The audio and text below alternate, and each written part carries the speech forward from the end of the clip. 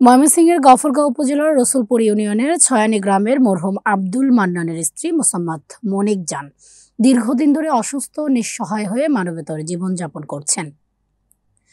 পারিবারিক সূত্রে জানা গেছে, মনিক জানের ৫ সন্তান রয়েছে, তবে তার ছেলেরা নিজেদের সংসার চালাতেই কষ্টে রয়েছে, ফলে মায়ের চিকিৎসা ও দেখভাল করতে পারছে না।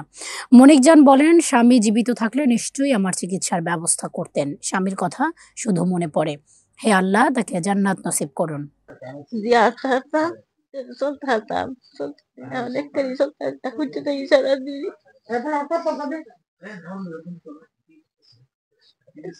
স্বামী বেজারে তাহলে করছো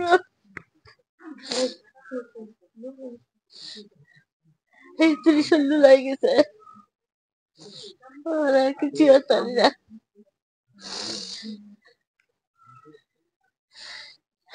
রান্না দেখায় আমি তো ভিতরে না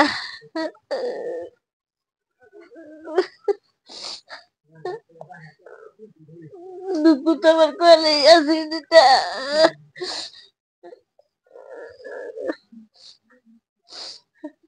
সবসময় মনে হলে সবসময় কান্দি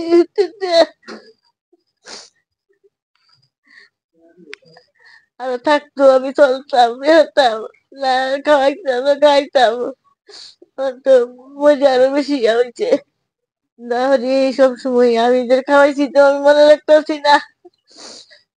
স্থানীয়রা জানিয়েছেন, মনিক জান একজন অত্যন্ত অসহায় নারী। তার চিকিৎসা ও জীবিকার জন্য সমাজের হৃদয়বান মানুষদের এগিয়ে আসা প্রয়োজন।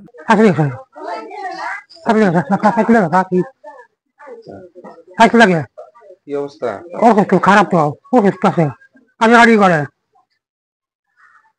অবস্থা খারাপ, অর্থ সম্পদ নাই, দুর্বল মানুষ, বয়স হয়েছে, অসুখ বিসুখ তাই টাকা পয়সা লেগে চিকিৎসা করতে পারে না, এইটা সমস্যা।